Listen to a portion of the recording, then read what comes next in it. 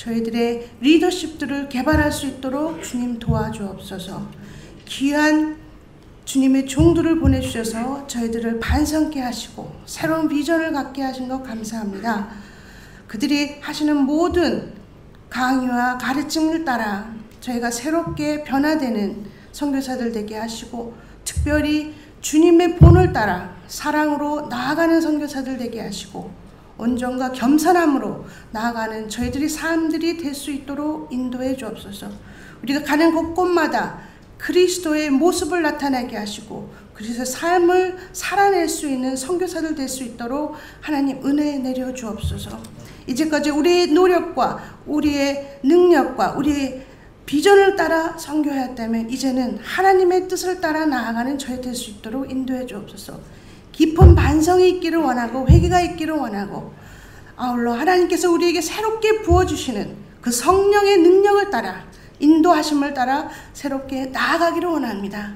오늘 이 시간부터 저희 삶이 변화되게 하시고 지도자로서의 그 모습이 변화되게 하시고, 또 선교제에 나갈 때 더욱더 우리 삶과 능력이 하나님의 모습을 나타낼 수 있도록 하셔서 새롭게 하나님의 역사를 이루어가는 저희들 될 수 있도록 인도해 주옵소서. 하나님 감사와 찬양을 드립니다. 오로지 하나님께서, 주님께서 한 생명 한 생명에 주목하셨더니 우리가 우리 계획이 아니라, 우리 프로젝트가 아니라, 우리 프로그램이 아니라 오직 한 생명만 주목하며 나아가는 선교사들 될 수 있도록 주님 인도해 주옵소서.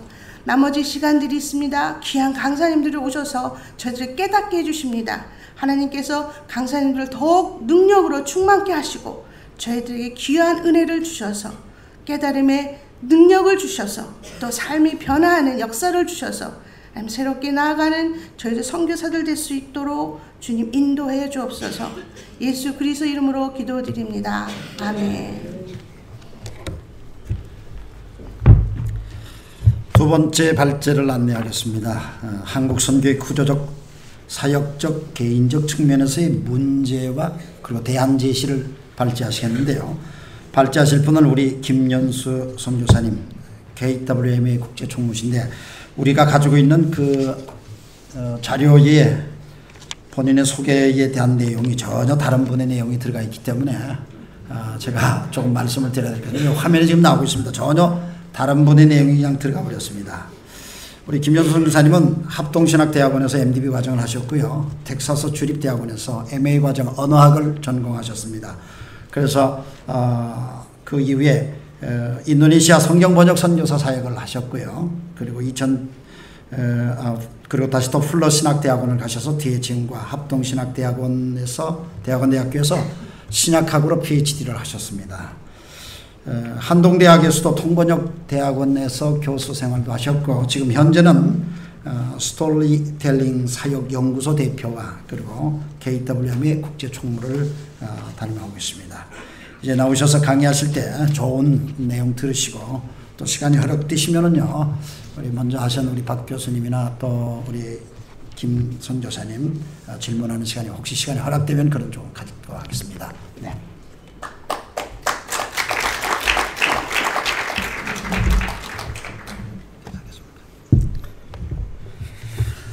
제가 가장 당황스러운 때는 강대상이 되게 높은데 발을 올려놓을 때를 마련하지 않는 그런 교회에 가면 굉장히 제가 시험에 들고 힘듭니다. 여기는 다행히 발판이 있어서 참 감사하네요. 특별히 그 박교 또 선교사님 앞부분에서 아주 좋은 발제해 주시고, 제가 오히려 또 이 문제에 대해서 배우고 익힐 수 있는, 또 제가 그 발판을 삼고 얘기할 수 있는 좋은 말씀을 많이 주셔서 선배 선교사님께 너무 감사드리고, 특별히 풀러에 가서 공부해야 된다는 말이 깊이 감동으로 다가왔습니다. 요즘에 우리나라에서 특별히 그 직장인들이 좋아하는 삼금이 있습니다. 직장에서 삼금에 대해서 들은 이 한 직장인이 이 기쁜 소식을 아내에게 알려주겠다고 그래가지고 전화를 했습니다. 여보, 요즘에 한국에 삼금이 중요하다고 그러는데 당신 그 삼금이 뭔 줄 아냐? 그 아내가 모른다고 그러죠. 그러니까 이렇게 알려줬대요. 현금, 황금, 지금. 지금 쓸 수 있는 돈이 현금이고 재산 축적하는 데 필요한 돈이 황금이고 그 다음에 그런 것이 바로 지금 있어야 되고 지금 사용할 수 있는 것이어야 되니까 굉장히 중요한 3금이죠. 현금, 황금, 지금. 아마 어쩌면 찰나주의나 물질 만능주의를 보여주는 가치관을 생각해요. 그랬더니 아내가 그 전화 얘기를 딱 봤더니 나는 그런 거 모르겠고요. 나에게도 3금 있어요. 그랬다는 거예요. 그 아내가 한 3금이 뭐냐면 현금, 지금, 입금. 내가 원하는 건 그거라고. 전화를 끊었어요. 그러고 얼마 있다가 이제 남편이 문자를 아내에게 보냈습니다. 문자를 이렇게 보냈습니다. 현금, 쬐금, 송금. 제가 한번 생각을 해봤어요. 우리 신앙인들에게는 상금이 필요 없을까? 제가 생각할 때 우리 신앙인에게 상금이 필요합니다. 소금, 헌금, 지금. 우리는 소금과 빛의 역할을 우리가 감당하지 못했기 때문에 지금 한국교회가 또 한국선교회가 또 이런 어려움을 봉착하게 있다는 우리가 잘 알고 있죠. 소금과 빛의 역할 때문에 소금이 필요하고 신앙이라면 돈을 제대로 사용해야 되기 때문에 헌금 문제가 또 사회에 내는 성금 문제가 굉장히 심각한 금이 될 거고 역시 우리에게도 지금이 필요한데 우리가 중요한 것들을 해야 할 것들을 미루는 바람에 지금 하지 않고 이런 문제가 생겼다고 볼 때 지금이 굉장히 필요하다고 생각이 되었습니다. 자 여기 와서 저도 이렇게 뭐 나이에 비해서 흰머리가 많아서 제가 나이가 좀 많아 보이지 아주 젊습니다. 그런데 많은 시니어 선교사님들 보면서 우리 시니어 선교사님들에게 필요한 상금은 없을까? 그런 생각을 오늘 아침부터 하게 됐습니다. 그래가지고 제가 한번 상금을 잡아봤더니 역시 우리 선교사들이 요즘에 후원이 굉장히 힘들기 때문에 첫 번째가 헌금이 필요하고 두 번째는 적금이 필요합니다. 이제 노후 대책을 세우지 않으면 안 되니까 그 다음에 세 번째는 연금. 그래서 우리에게는 헌금, 적금, 연금 이게 바로 우리 시니어 선교사들에게 필요한 3대 금이 아니겠는가 이런 생각을 해봤습니다. 어쨌든 오늘 우리가 특별히 한국 선교의 구조적 그 다음에 사역적 개인적 측면을 한번 살펴보겠는데요. 이것은 저의 아이디어라기보다는 저희 아이디어도 들어있지만 많은 선교사님들의 인풋이 있었습니다. 제가 중국, 필리핀, 중앙아시아 중에서도 카자흐스탄, 우즈베키스탄, 키르기스탄, 캄보디아, 태국, 아제르바이잔 이상 이 나라들에 있는 선교사님들을 직접 만나서 문제들을 한번 사역적인 측면과 개인적인 측면들의 문제를 파악해 봤고요. 그 다음에 이 구조적인 측면은 제가 쓴 글이 아니고 우리가 잘 알고 있는 MVP라는 단체가 있는데 한수아 선교사님이 쓴 글입니다. 사실 우리가 한국에서 우리에게 굉장히 중요한 사건이 작년에 있었죠. 우리가 잘 알고 있는 세월호 사태입니다. 어떤 학자들은 이렇게 얘기합니다. 한국 역사는 이제 세월호 이전과 세월호 이후로 나눠질 것이다. 이런 중대한 사건이 바로 세월호 사건인데 제가 이번에 인천공항에 나와자마자 시간이 좀 있어서 책을 한권 샀는데 그 책 제목이 국가의 배신이라는 책입니다. 도현신 씨가 썼는데요. 우리나라 대통령들이 역대 정부가 국민들을 어떻게 기만하고 어떻게 속여왔는지를 이승만 대통령부터 박근혜 대통령까지 쭉 다 나열해놨어요. 제가 보고 굉장히 공감하면서 앞으로 대통령과 정부를 믿지 말아야 되겠다 이런 결심을 하게 됐는데요. 하여튼 읽어보면 너무 가슴이 아파요. 뭐 이승만 대통령이 우리는 열심히 싸우고 있다. 이제 곧 우리 평양까지 진격한다 라고 말하면서 자기는 대전으로 야간 도주했죠. 그리고 대전에서 방송을 했습니다. 안심하고 서울을 지키라고. 자기는 이미 대전에 가 있으면서 그런 거짓말부터 시작해가지고 수많은 우리가 잘 아는 실미도라든지 뭐 역사적인 사건들이 굉장히 많은데 세월호 정말 어떤 역사적인 사건에 못지않은 큰 아픔이었습니다. 대통령과 또 많은 정부 의원들이 그때 한국 사회, 한국 문화에, 한국 이 국가의 적폐에 대해서 이야기하기 시작했습니다. 그래서 우리들이 선교계에서도 굉장히 그 부분에 대해서 도전을 받으면서 우리가 2014년 9월 29, 30일 날 이 이틀간에 걸쳐서 한국 사회와 한국 교회의 적폐가 뭐냐 이런 것들을 포럼을 열어가지고 쭉 한번 깊이 있게 다룬 적이 있습니다. 그리고 두 달 후에 11월 27일, 28일에는 따로 선교계만 따로 떼가지고 그렇다면 선교계에는 무슨 문제가 무슨 적폐가 우리에게 있는 건가 우리가 어떻게 그 쌓여있는 폐단을 찾아서 해결할 수 있을 것인가, 이 문제를 가지고 작년 11월 28, 29일 날, 27, 28일 날 양일간에 걸쳐서 포럼을 했는데, 특별히 11월 모임의 그 내용들을 제가 조합을 해서 요약을 해서 여러분에게 지금 간단히 발표하려고 합니다. 그러니까 이 두 개의 모임에서, 특별히 11월 27, 28의 이 모임에서 발표된 3개의 페이퍼를 제가 하나로 지금, 그것도 30분 만에 여러분에게 요약하는 것이기 때문에 60페이지의 페이퍼를 여러분에게 한 5페이지로 줄여가지고 여러분에게 한번 전달해 보려고 합니다. 저는 뭐 이게 다 전달될 거라고 기대하지 않습니다. 다만 어떤 사람이 나와가지고 열심히 한국 선교계의 문제점과 대안에 대해서 열심히 뭔가 말했다, 이런 정도 기억이 남는다면 저는 제 목적을 달성한 것 같습니다. 특별히 요즘에 제가 또 하나 생각하고 있는 것은, 여러분이 혹시 인터넷을 통해서 보셨으라고 기대를 하는데, 이춘근 박사라는 분이 있습니다. 이춘근 박사가 2014년 1월에 글을 썼는데, 그 글이 이런 겁니다. 미국의 에너지 붐의 국제 정치 및 미국 외교 정책적 함의. 뭐 굉장히 힘든데, 이게 뭐냐면 이제 미국이 에너지 자원을 곧 자급자족할 수 있게 된다, 그런 내용입니다. 여러분이 아마 들으셨는지 모르겠습니다. 쉐일 혁명이라고 그러는데, 아마 조만간에 엄청난 변화가 국제 정치 사회에 또 일어날 걸로 많은 학자들이 보고 있습니다. 그래서 Foreign Policy라는 그런 잡지가 있는데, 그 잡지의 2012년 1월호에 보면, 이제 앞으로 국가 정치를 논하는 사람은 그동안 부상하는 중국에 대해서 누구나 다 얘기했지만, 앞으로는 미국의 에너지 붐에 대해서 얘기를 해야 될 것이다. 이제 이것을 얘기하지 않고는 사회, 경제, 정치 어떤 문제도 이야기할 수 없을 것이다, 이런 말을 했는데, 아마 제가 볼 때는 선교계에도 엄청난 바람과 파장이 미국 에너지 붐 때문에 일어날 것입니다. 한마디로 뭐냐면, 이제 미국이 쉐일이라는 바위에서 나오는 기름과 가스를 추출하는 방법입니다.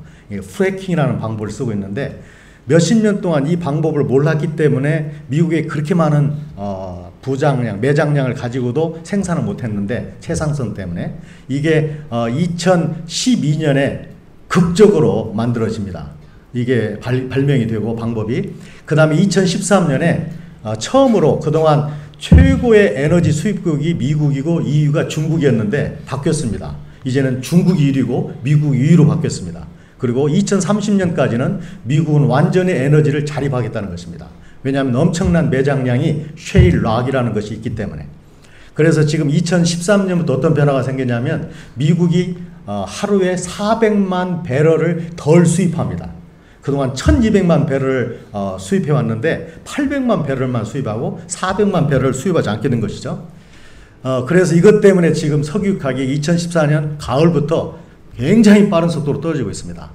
중동이 굉장히 힘들죠. 이것 때문에 3가지 변화가 생길 건데, 하나는 뭐냐면, 이제 더 이상 중동이 미국의 외교 정책에서 하나도 중요하지 않다. 이게 첫 번째고, 두 번째는 러시아가 붕괴될 가능성이 아주 높아졌습니다. 왜냐하면 러시아는 에너지 수출로만 3분의 2의 국가 재정을 채우는 나라인데, 이제 가장 타격을 받는 나라 중에 하나가 러시아가 될 것이다. 그 다음에 세 번째로는, 중국은 더 이상 미국의 패권 주자가 되지 못한다. 이제 미국이 앞으로도 100년 정도는 더 세상의 패권을 잡게 될 것이다. 중국은 이제 힘들어질 것이다. 왜냐하면 중국이 세계 최고의 수입국이기 때문에, 에너지 수입국.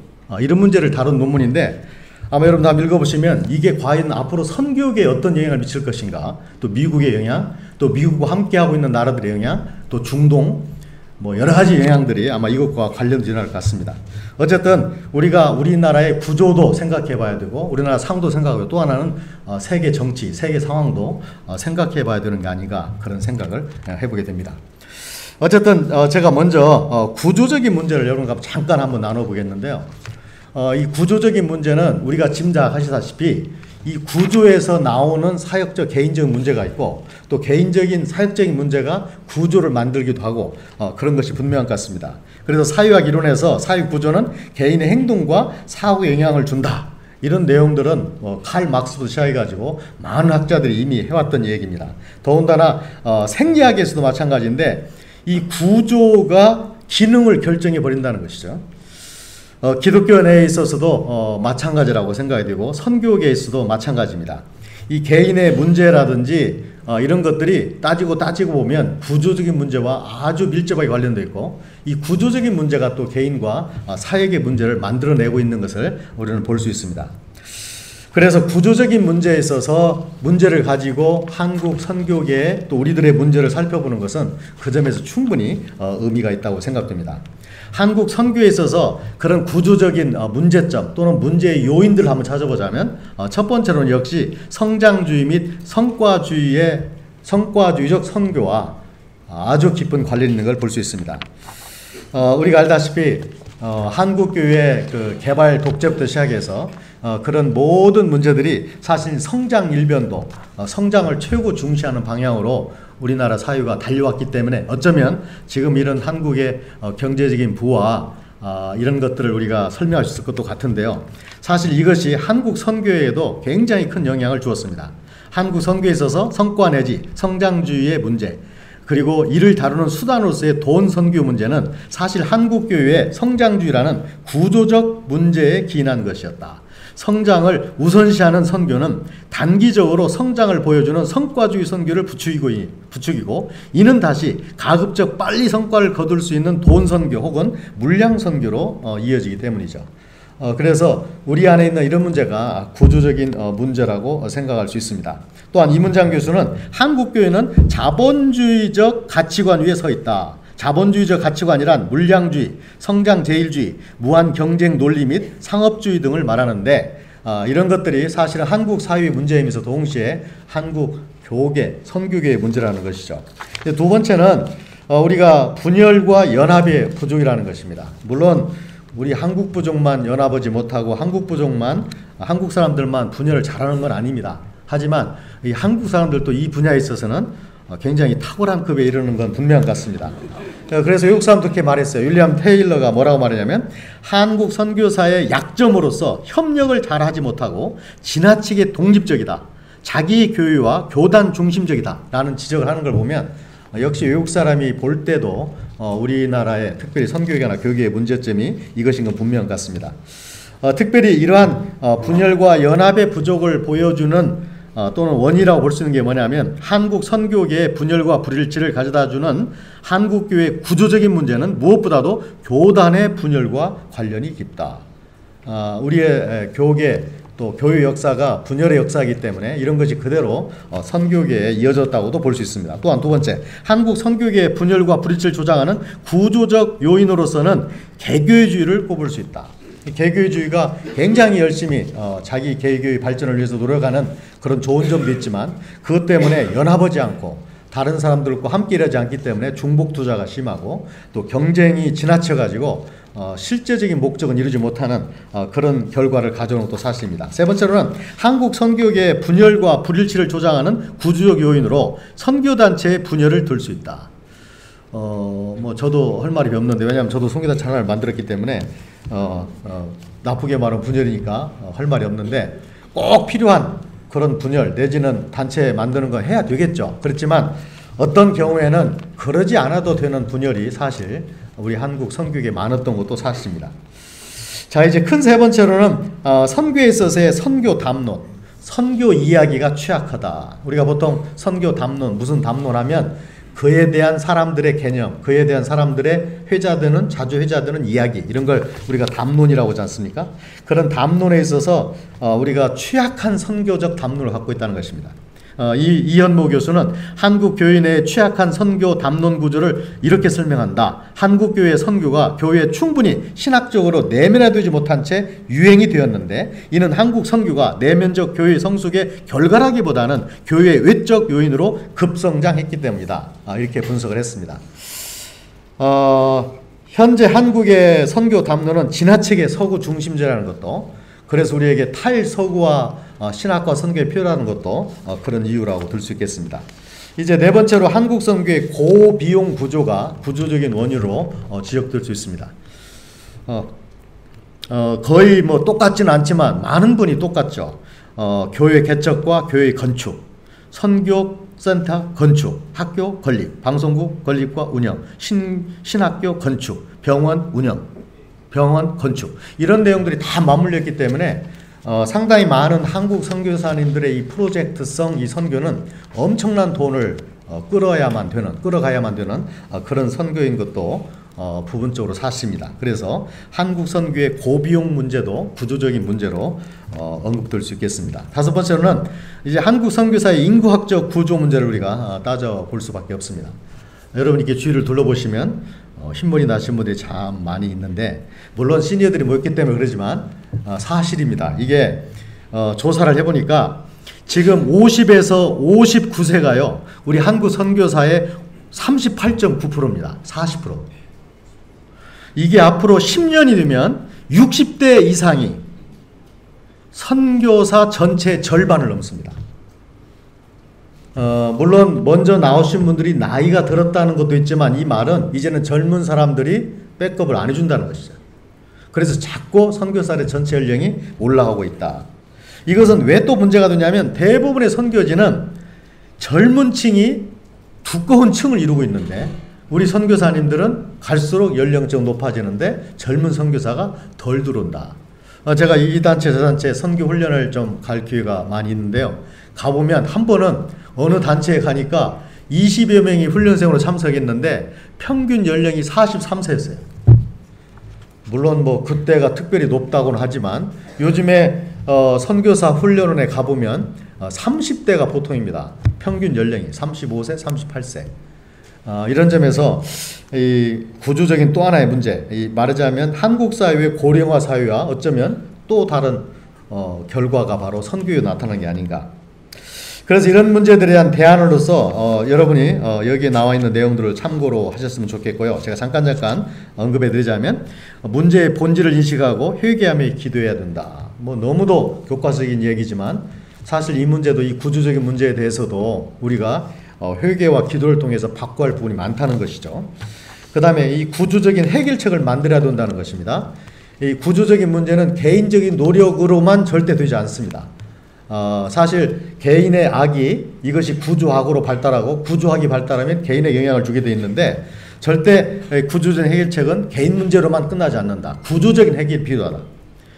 그래서 사실 우리에게 요즘에 많은 나라에서 이 얘기가 나오고 있는 선교사 친교회를 이제는 선교사 협의회로 빨리 전환해야 된다. 뭐 이름이 어떻게 하든지 간에 이제는 친목 중심의 모임에서 이제는 협의회 중심으로 해가지고 어느 정도의 제재와 어느 정도의 통제와 어느 정도 중재의 권한이 그들에게 주어지지 않으면 선교 단체 또는 선교계의 그 무질서함과 그런 문제들에 대해서 우리가 사실 손을 댈 수가 없다. 그래서 구조적인 해결책을 만들기 위해서 구조적인 어떤 노력이 필요해야 된다는 것이죠. 그 다음에 한국 선교의 생태계도 우리가 한번 생각해 봐야 되는 것이죠. 옛날에는 서로 협력하지 않고 잘할 수 있는지는 모르지만 앞으로 가면 갈수록 협력하지 않으면 이제 문제가 심각해질 것입니다.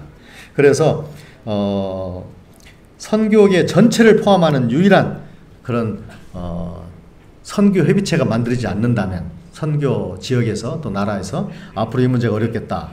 그 다음에 물량주의 및 성과주의 선교, 분열 이런 문제를 해결하는 방법도 결국 어떤 협의체 내지는 서로 굉장히 책임을 지어주는 그런 단체가 발족되지 않는다면 지금의 친교 위주의 모임 가지고는 힘들지 않겠나 이런 생각을 해보게 됩니다. 그 다음에 이제 미전도 종족 개척 선교가 결국 최고의 대안일 수밖에 없다는 것이죠.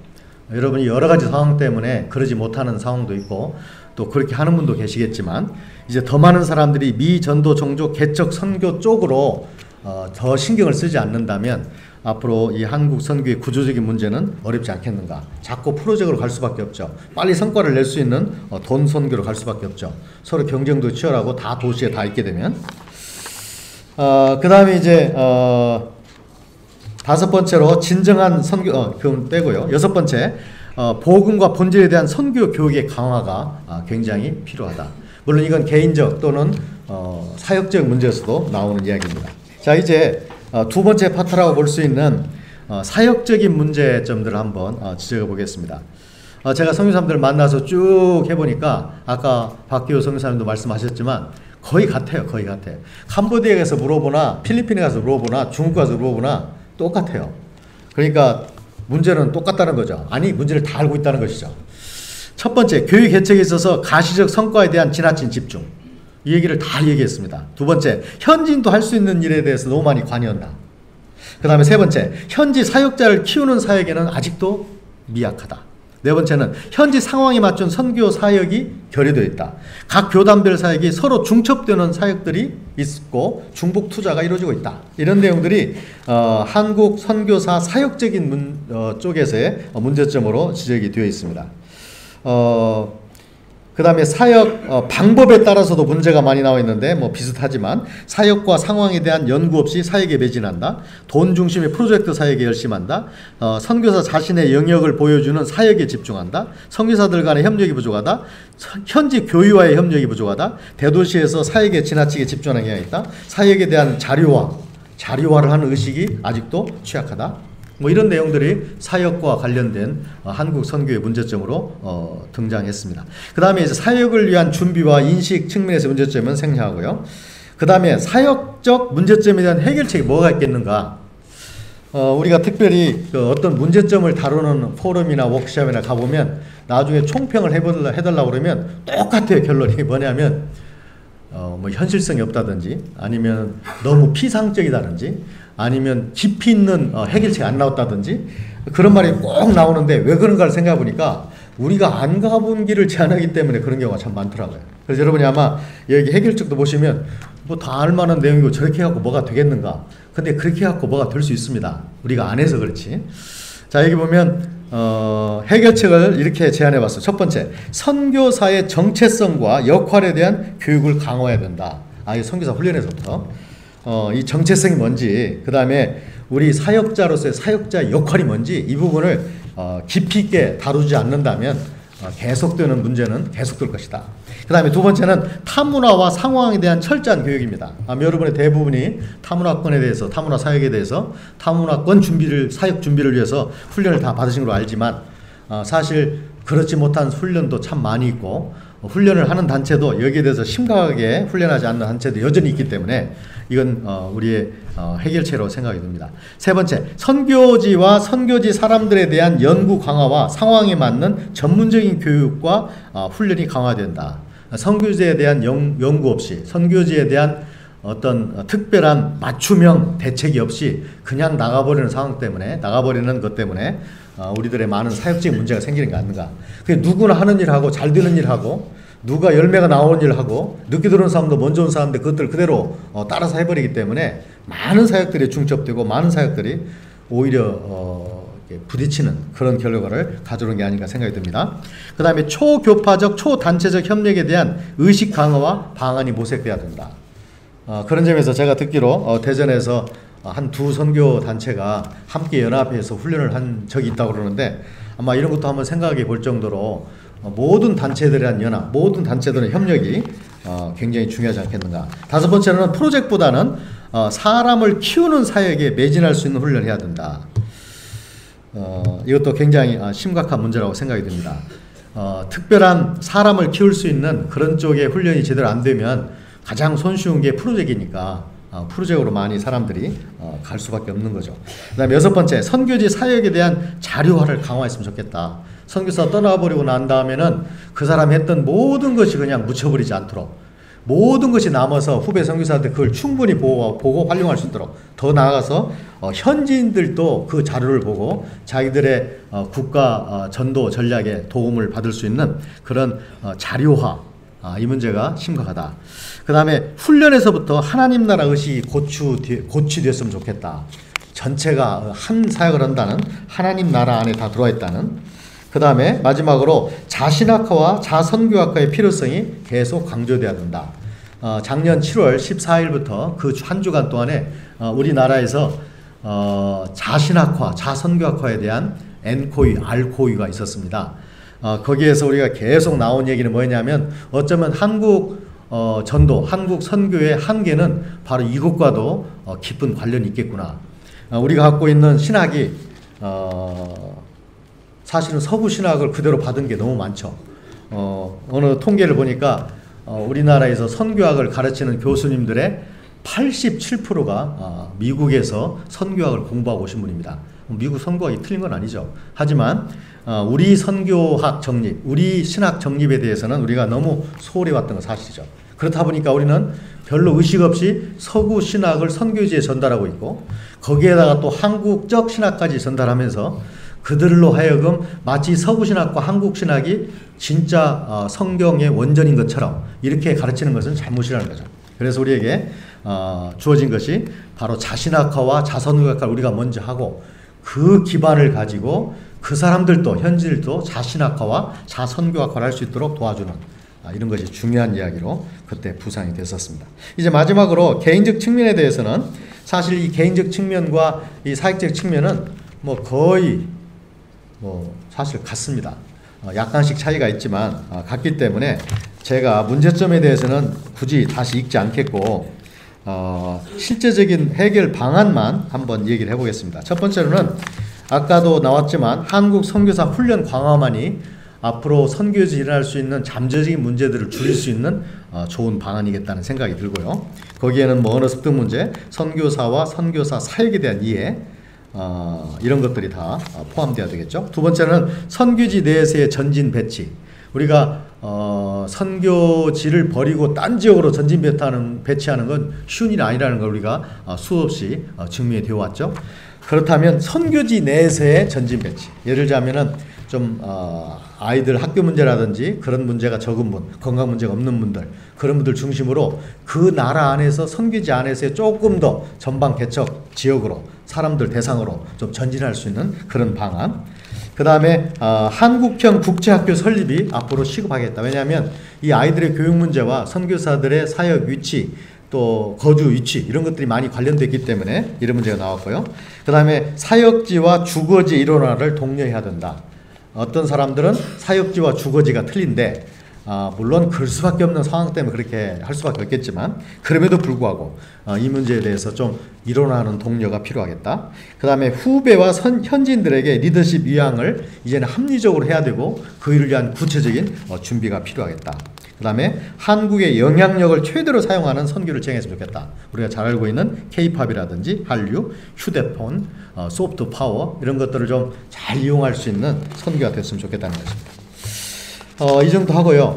시간은 참 많지 않지만 혹시 질문 있으시면 질문을 한 건이라도 아니면 두 건이라도 받겠습니다. 혹시 아까 박기호 선교사님에 대해서도 질문 있으면 이 시간에 하시면 대답해 주시면 좋겠습니다.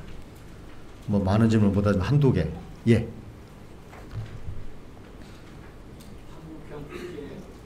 저쪽에 손을 먼저 들었는데요.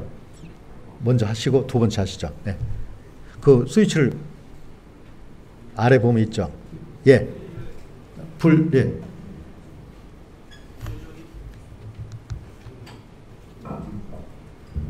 구조적인 문제를 이제 먼저 지적을 하셨거든요. 예. 선교에서의 문제점과 구조적인 요인이다 그랬는데, 예.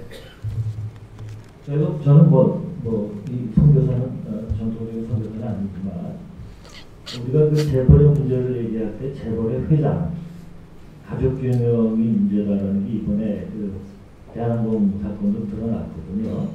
이 구조적인 문제라는 게 결국 사람의 문제였단 말이에요. 사람이 구조를 만드니까. 근데 그 부분에 대해서 너무 좀 두리뭉실하게 말씀하신 것 같아서. 제 이번 그 발제 목적이 두리뭉실하게 하는 겁니다. 시간이 30분인데다가 아까도 말씀을 드렸지만 구조적인 문제와 이 개인적 문제 또 사역적 문제가 다 맞물려 있다는 것이죠. 이 한 개인의 문제가 그게 구조학으로 가는 거예요. 그리고 구조학이 만들어지면 다시 개인에게 영향을 주는 거죠. 그래서 질문을 마저 좀 하겠습니다. 그렇게 하십시오. 예. 이은모 선교사님의 그 에스노센트리즘을 말씀하셨는데 그러시면서 또 한국형 국제학교를 말씀하시고 또 한국형 그 K-팝이라든가 이런 거를 좀 강조하셨는데 그 두 부분이 좀 상충되지 않나요? 그것을 활용에 따라서 상충될 수도 있고요. 활용에 따라서는 징검다리도 될 수 있죠. 저는 그렇게 생각합니다. 근데 발제안을 보면은 그거를 굉장히 강조하셨길래 강조가 아니고 8번째로 마지막에 하나 나와 있죠. 그게. 네. 제가 강조했다면 첫 번째 넣었을 겁니다. 네. 감사합니다. 네. 그 다음에 아까 바나바 성사. 한국형국제학교라는 예를 들면 어떠한 방향으로 갔으면 좋겠다는 이것은 지금 뭐 아이디어 단계이기 때문에 뭐 이걸 쓰는 사람이나 아이디어를 준 사람이 지금 보관을 가지고 한국형 국제학교를 만들겠다는 게 아니고 이제 아시아만 아시아 좀 큰 지역에다가 한국 차원에서 좀 지원을 해가지고 한국 선교사들이 선호할 만한 그런 국제형 학교를 국제학교를 좀 한국 학교가 만들었으면 좋겠다 이런 아이디어입니다. 그래서 사실 미국 선교사들은 어느 곳에 가가지고 자기들의 학교를 만들었고 그게 대부분 국제학교로 발전을 했는데 우리 한국 선교사들도 이 정도 숫자라면은 좀 그걸 할 수 있지 않겠는가 그런 생각을 한 것이죠. 그래서 뭐 예를 들자면은 미국에 있는 코리안 아메리칸들을 많이 사용해가지고 한국적이면서도 영어나 국제어에 강한 그런 학교를 좀 적어도 세계 몇 군데라도 만들어 놓는다면 한국 선교사들에게 큰 도움이 되지 않겠는가. 아이들 때문에 자꾸 사역지를 포기하고 아이들 때문에 전진 배치를 못하는 일은 좀 막아줄 수 있지 않겠는가. 그런 차원에서의 지금 아이디어 단계라고 볼 수 있습니다. 나중에 혹시 관심 있는 분들은 KWMA나 KWMF에 좀 인풋을 주시고 또 진짜 교육에 관심 있는 분들은 뛰어드신다면 얼마나 좋겠는가 그런 바람이 있습니다. 네, 감사합니다.